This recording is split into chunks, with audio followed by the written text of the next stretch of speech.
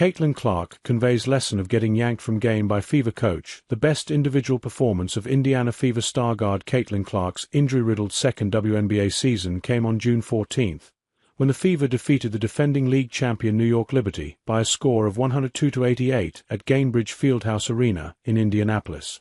Clark finished this game with a season-high 32 points on 11 of 20 shooting from the field, including 7 of 14 from three-point range, to go along with 9 assists, 8 rebounds, and 2 blocks. However, it wasn't a perfect outing from number 22, as she also finished with 7 turnovers. Many of these came in the fourth quarter, when the Liberty were trying to fight back into the game before Indiana ultimately pulled away. Caitlin Clark shares learning moment from turnovers against Liberty. Clark was the guest for an August 8 episode of Bird's Eye View, which is hosted by WNBA legend Sue Bird. At one point in their discussion, Clark spoke about the outcome of some of the fourth-quarter turnovers she amassed during that June 14 contest. Even that New York game, where I played really well, scored a lot of points. I started the fourth quarter off with like 3 turnovers in a row, or 2 turnovers in a row, and Fever coach Steph White yanked me, Clark said. And she was like, this is a learning moment, yes. Maybe a pass could have been there.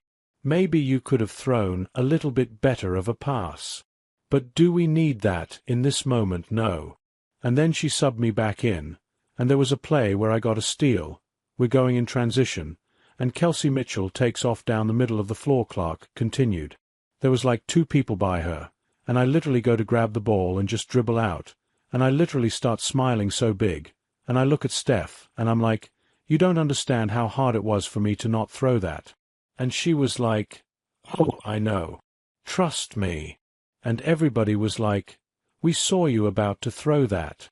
Just kind of a learning process. And it goes back to, even my shot thing, it's just time and score and understanding. I think that's where I can still improve, Clark added. It's cool to hear Clark reflecting on some of her recent learning moments, especially because it's often easy to forget how much more growth and development she still has ahead of her, given how talented she already is.